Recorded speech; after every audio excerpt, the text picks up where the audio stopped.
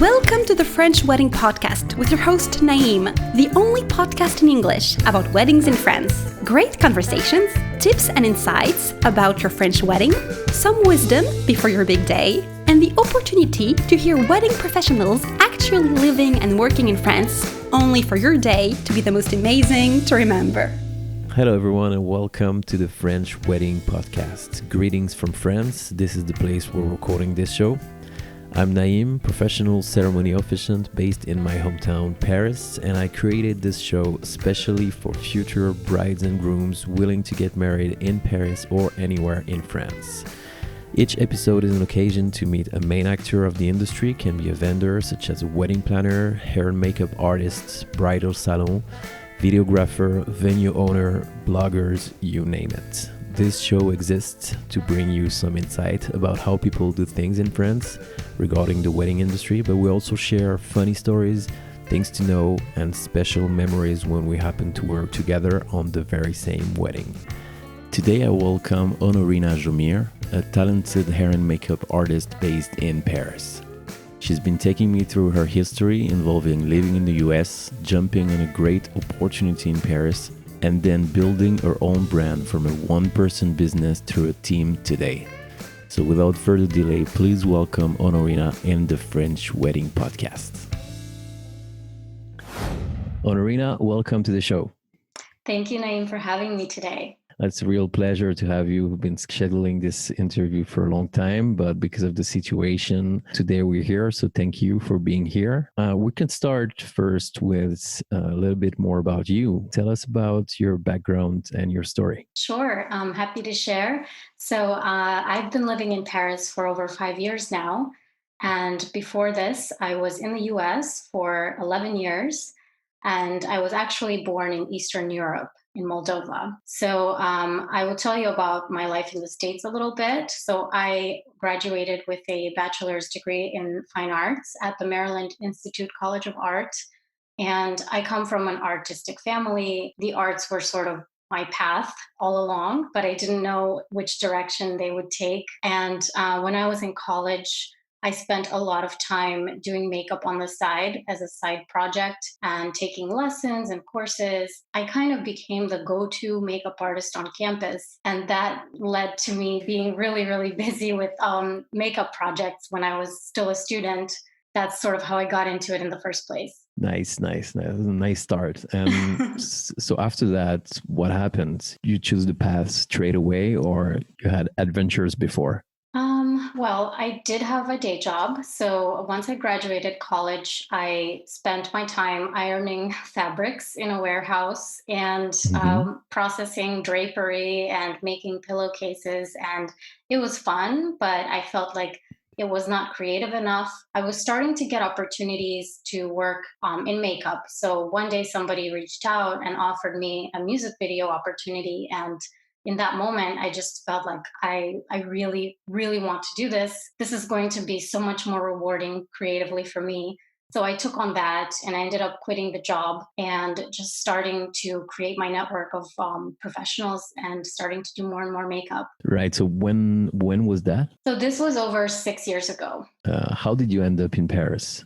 Yeah. So actually, I've always been a go-getter and just always being involved and trying to do a lot and stay busy. So once I graduated college, I was doing makeup, hustling, and there was there was an opportunity to apply for a scholarship to study in Paris, given by the Powder Group, which is a makeup artists group, and I just jumped on it and I applied and I almost didn't submit my application because I was very overwhelmed that day, but I just said, okay, just power through 1 more hour, finish it up. And 2 months later, they gave me a call and they told me, you won, you're going to Paris. So it was kind of like a life-changing moment for me. So I think I know that you're a go-getter just by our conversations that we have previously. This mentality is inside of you since you live in the US or even before you arrived? I think it comes from before. As I said, I'm born in Eastern Europe and we have, it's a pretty poor country, Moldova, and People are generally just more inclined to try and grasp every opportunity and work really hard to, get places. And I think that those traits are really important when you're trying to achieve your dreams and achieve your goals, to really be open to opportunities and, go places and meet people and connect. And so it definitely comes from my culture and growing up. But even in school, I remember I was quite competitive and I was always trying to win all the contests and, all the things that teachers kind of challenged us with. And they rewarded me for it. So I continued doing so. So you win this scholarship in Paris. Next step, you're in the plane, I guess. And then what's going on? Yeah. So before the plane, there was like a month and a half of craziness with paperwork and documents. Getting to France was quite challenging in such a short amount of time, but I did get here. I made it. I didn't have a place to stay. So my first two Wow. weeks, I stayed with some relatives, sleeping on the floor. It was quite intense. I mean, it was very last minute for me when I found out. So I had no time to prepare. But I wanted to do the program in the fall and not in the spring because I wanted to be in that first round of students because it was a new program. I guess I should tell you about the program. So the program, Yeah, go ahead. the program was makeup for TV and cinema for at the Makeup Forever Academy in Paris. And at the time, I was really hoping to work in TV and film. And so it was a 6-month program. And after my first 2 weeks, I ended up rooming up with one of my classmates and we became good friends. And I was attending school every day, Monday to Friday, from 9 to 5, and sometimes even later. So, a very intensive program during which I not only perfected my skills that I already had, but I was exposed to the film world, so much so that I realized it's probably not the industry I want to be in, but I can really appreciate it. It takes a special person to be in the film industry. Do you mean like in terms of pressure or amount of work or? It's actually it is a lot of work, and it involves a level of focus, but not just for a few hours, but for very long days. And you work for 3 to 6 months, every single day with basically no break, and you have to really love being in that sort of environment. Otherwise, it can wear you out very quickly. And the thing is, I'm a person that really likes change. And in movies, you're always doing the same makeup for continuity purposes. So, whereas in beauty and bridal and fashion, you're doing new things constantly and you're challenging your artistic eye and you're meeting new people. And I like that sort of pace much more for myself. Okay, so then you realized that you had more mentality to switch more into the bridal artistic sides. Yeah, exactly. And I realized that I just was not patient enough to be involved on a project for 6 months. I like a more instant result, and I find that with my brides and with my clients in Paris, it's more of just we meet and we create this beautiful look, and then we have the photos, and it's a quicker process, and it's more rewarding for me, and I get to meet more people and be involved in more projects. Whereas in film, you could be doing just one film per year, and that's all you're living and breathing. And Right. I'm a people person, and I love being around a lot of new people and making new connections. So for me, it works, and it is what I was doing before I moved here. I was freelancing for a makeup company in Baltimore, Maryland, and I was already loving that life. So it kind of made me realize that's what I wanted to continue doing. Talking a little bit about the US, what are the main differences between here and the US when it comes to hair and makeup? Okay. Yeah. So in the US, I noticed that a lot of artists tend to do just hair or just makeup. And the reason for that is that the wedding parties tend to be larger. So if you have a makeup artist working on 8 ladies, they can't actually do the hair and makeup. It just doesn't allow for that timing. And so usually 2 artists get hired or more if there's a larger party. Whereas here in France, the wedding parties tend to be smaller. usually brides are interested in having one artist come and do both from a financial perspective and also just not having to interact and exchange with two different people, and just talking to one professional who's able to handle all of the workload. That's one of the main differences. And I would say I feel like the US is very business oriented, and artists tend to double and triple book their weekends and really work hard and crank out those faces or those hairstyles. I find that here it's the clients that are coming to France to get married are much more relaxed, and they want a vacation and they want everything to be very tranquil on their day. And so that doesn't allow me to book a bunch of jobs in one day or in one weekend. It's a much more relaxed process. And so my service has to cater to that and to those expectations. You have a team. You're not only working on your own. Tell me a bit more about that. Yes. So actually, I mentioned smaller parties. And when I started out, I was mainly working just on the bride or a bride and one or two guests. But eventually, more brides started contacting me, asking me if I can handle larger bridal parties. And because I do both hair and makeup, I cannot. So At this point, I thought I need to find artists that can work in my style and that are trustworthy and that I can work with. And things just sort of happened. People started contacting me, and I met some artists through other connections. And so we met, we talked, I saw them work. I told them that sometimes I can have some opportunities for them, and they really enjoy working with me. Because I treat them well and like a family, and I do try to give them a lot and not just have them be my assistant. That's not the case. They're our second artist, and they're there to take care of my brides' families and loved ones. Eventually, that turned into now I send my artists to jobs without me being there. So if I'm not available on a date and you're reaching out to me, I have artists that can be available and still help you look beautiful, and they're trustworthy. I've worked with them. I've made sure that they understand what my expectations are and what our clients want.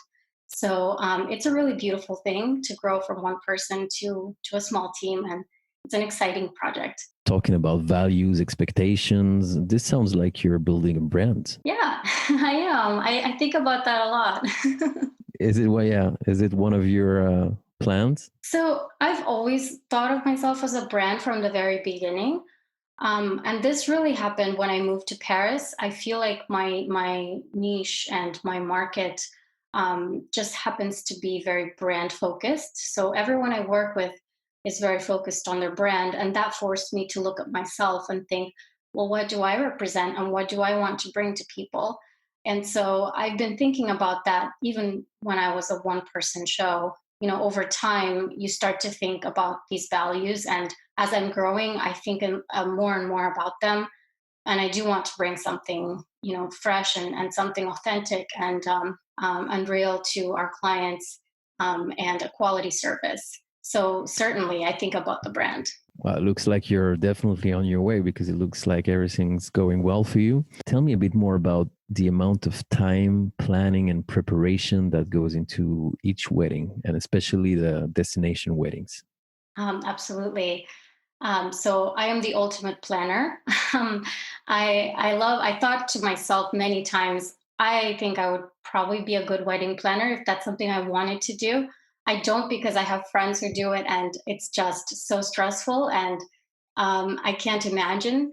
But I know I'm very good at planning. I'm very good at keeping track of things, meeting deadlines. And so I really enjoy that aspect of it in what I do. So I use those skills to make my bride's day go smoothly, and the whole process from the moment they contact me to the moment that they walk down the aisle. In terms of makeup and hair, I want that to be smooth and for them to feel relaxed and like I've got it. I'm taking care of it. They don't have to worry about a thing. So what that means in terms of what I do to prepare is that I spend a lot of time communicating with them prior to the wedding day. So we exchange a lot of emails. I create a beauty schedule, which means basically if they need to be ready by a certain time, I will sit and go back and work backwards and decide what time we need to start. I will communicate with their other vendors, like photographers and planners. And if they need the bride to be ready by a certain time, I'll make sure that the bride is set to that time. So it's a lot about time and just making sure everything falls into place and no one's running behind and nobody's stressed out on the day. Right. So you're planning on top of the planner. Sort of, yeah. And I don't know, it sort of just happened that way because sometimes brides don't have a planner and I feel like I need to give them direction and guidance. Otherwise, it's just going to be chaos. So, and for destination weddings, there's more planning involved for me because usually I have to travel the day before. I have to book a hotel or an Airbnb. I spend a couple of hours for each job just planning all of those logistics, renting cars, seeing if there's any cabs available in the area, all of that. And if I'm bringing my team with me, then I have to book those things in for the team as well. So destination weddings, I do spend more time. Then there's also the packing. I have to pack more things when I'm traveling overnight and bring more luggage and a lot of logistics involved. So I would say the makeup and hair itself is probably 20% in those scenarios of what I'm doing. Talking about the products that you use for the future brides listening, tell us a little bit more about your product selection. How do you curate your kit? A little bit more about the reasons behind the choice you make. I love that. I love that you're asking this because I think, people hear brand names and we are so bombarded by so many advertisements. And a lot of times people think a product is really good just because they've heard the name. And this is absolutely not the case most of the time. It's marketing. And so I've spent a lot of years testing products, working with products. I've worked in different industries, in film, in fashion, in television, in theater even. And I know which products perform in what situations and what is going to give longevity, what's going to be the right pigment for different skin tones, and what is going to look like the kind of skin that bride wants, perform over time. So that means from 2 p.m. until 10 p.m., her skin's still going to look flawless. It's not going to get super oily. If she cries, it's not going to run over her face and make her look like she has raccoon eyes. So all of these things are what I take into account when I'm adding products to my kit. I always look for high quality ingredients. I try to stay away from fragrances because some people are sensitive and this can trigger allergies and we don't want that on the wedding day. I also try to support brands that are developed by other makeup artists because when a makeup artist develops a brand, they're really thinking about those things that I mentioned, which is a strong pigment, something that will give the right color payoff and that will read on camera and in person. And also something that's going to wear well, something that's going to look right on that person's skin. So some of the brands that I really enjoy that are artist-owned brands are Viseart, which is one of my favorites for eyeshadows. Their eyeshadows are incredible. Ket Cosmetics, they make an incredible setting powder, which I use on pretty much every client. And I also really enjoy Esom Cosmetics. They have some beautiful waterproof pencils and their brushes are amazing. Of course, I also love some mainstream brands which have incredible products too,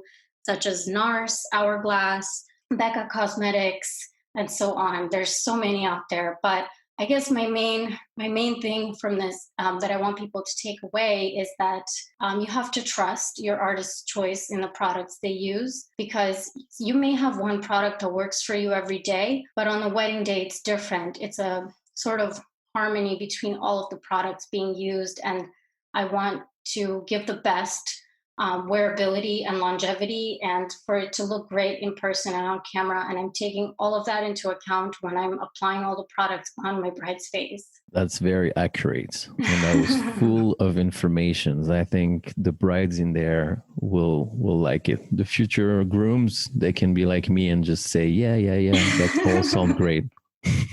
because we Well, don't know anything about makeup. it's funny because I do groom's makeup sometimes too, Yeah, tell just me a so they bit more look. about that. Yeah, so a lot of my brides will ask me, "Can you put a little makeup on him?" And I always say yes because it's nice to give the guys a little bit of a pampering moment. And Uh-huh. it's not the same. It's not as in depth as a bride. It probably takes me 10 minutes or so, but it's mainly just making sure the skin is moisturized, making sure there's a nice healthy glow, and that they don't look dull or they don't look overly shiny if they have oilier skin, that their lips are nice and smooth and not cracked. And sometimes we groom the brows, but these are all little things that when you put the bride and groom together, they look more polished together. So I do really like when the bride gets the groom involved in the makeup chair. It's really fun for me. How's the groom when he hear that the bride wants to put a little makeup on him? It depends. It so depends. Some guys love it. They're just sitting there, like taking it and enjoying it, and other guys will just kind of like struggle and look weird. And then they look in the mirror and they're like, "Oh, I don't see it." And I'm like, "Yeah, you're not supposed to see it. It's supposed to look like you." Yeah, So, yeah, it's guys will be fun. guys. Yeah, exactly. Just going back on the destination wedding topic, Mhm. you are available where? If people want you anywhere in the world, are you able to deliver, or you're only in France or in Europe? What do you do? I don't limit. So I've been, so far I've been to Switzerland, to Morocco, England for jobs, but I'm happy to travel anywhere. The main thing is that I need to allot myself enough time. So that would mean 2 days before and 2 days after if it's a farther away destination. And so that means that I can't work in Paris. So, my rates are going to reflect that when I'm booking travel to faraway destinations. But I'm happy to travel anywhere people need me to. And, if it's a larger party, of course, I can bring a second artist if needed. Otherwise, we can hire local artists. There are always options. Perfect. About tips that you want to give to brides, what do you have in mind when choosing their artists and vendors in general? That's a really good one. So I think mainly when you're choosing your vendor team, it's really important that you do your research. So not just looking at one source like their website or their Instagram page, but really digging a little deeper, finding other people they've worked with, finding their reputation. Are they someone that will show up on time? Are they a person that will disappear after you've paid them a retainer and you can't reach them? This does Yeah, happen, and it has yeah. happened to previous brides of mine. So Sadly, this happens a lot. Yes. unfortunately, and that's the thing. I make it a priority to stay in touch with my clients even after they've paid, because that's giving them peace of mind. So finding people that are truly professional in their approach, email your vendors and email a few for each category and see how they respond, see how they approach you back, and see how you feel about that, because there is a difference in the level of professionalism, and you will see that. And also, I would say definitely look at their experience, but also their style, and if it matches your aesthetic. Sometimes people think of budgets and they don't really look at someone's work in depth. And, you'll see that one vendor that stands out in the team that just their work is not up to par.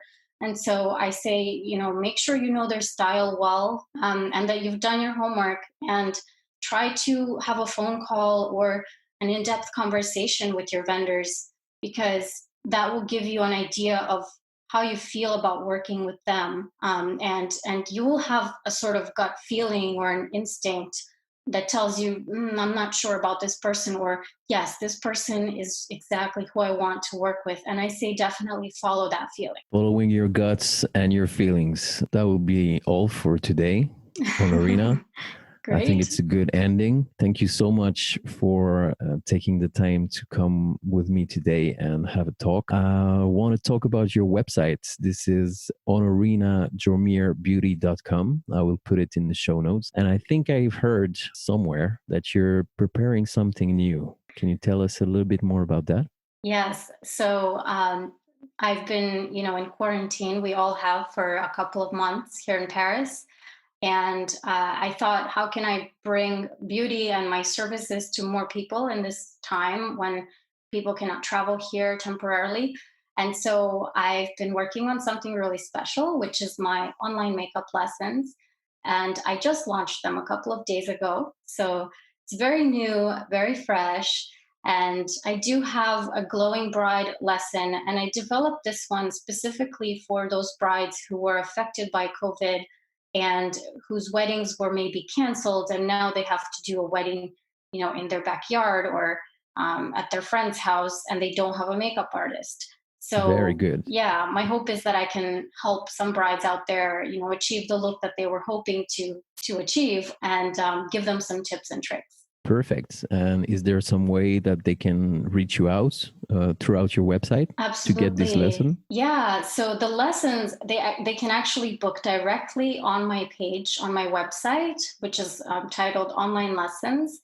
And right now I have a 10% discount for the first 10 people that book. And you can use the code Let's Learn Makeup if you book. And you'll see all of the lessons on this page. And if you have any questions, you can email me on my contact page. I'm always on my computer and on my phone. I'm very quick to respond. So if you have a question, you'll hear back from me within a day or so. Perfect, Onorina. Thank you so much. Do you Thank have you. ending word like to say to anyone, to your brides? Well, I will say, if you're a bride whose wedding has been postponed, hang in there, because everybody that you've hired is working really hard to make sure that you still have an amazing and memorable experience. And it's probably going to be even more incredible than it would have been. So, just trust in the process, trust your vendors, and be open, and you're going to have a great time no matter what. Thank you again so very much. And I'll see you later, Onorina. Thank you, Naeem. Have a great day. Bye. Bye bye. Hey guys, thanks again for listening to the show today. You can find more information on our guests in the show notes, as well as my contact and my website. If you have any questions regarding your French wedding, I'm happy to help. Also, please do not hesitate to leave a review for the show. There's also a link for that. That will literally take 1 minute of your precious time and will mean the world to me. I always appreciate your support. Thank you again very much for your time and feedback. Wishing you a great day or a great night anywhere you are in the world. I send you some good vibrations and we'll talk to you again soon for a new episode. Bye bye.